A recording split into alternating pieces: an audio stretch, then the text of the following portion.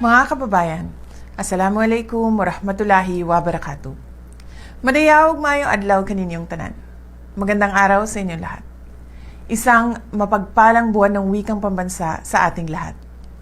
Ang ating wika ang kaluluwa ng ating kultura, tulay ng ating pagkakaisa at salamin ng ating kasaysayan. Ngayong taon, binigyang diin natin ang temang Wikang Filipino at AI, kasangkapan sa pananaliksik at tulay sa yaman ng impormasyon.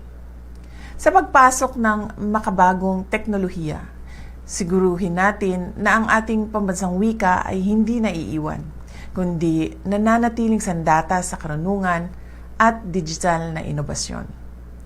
Ito ang landas tungo sa ating pangarap, isang bansa kung saan ligtas, edukado, at may magandang kinabukasan ang bawat bata at walang pamilyang naiiwan sa kahirapan. Para sa ating mga kababayan at mga OFW, alam kong walang hihigit sa kapanatagan na marinig ang ating sariling wika sa dayuhang lupain. Ang ating wika, ang inyong tahanan, saan man kayo mapadpad.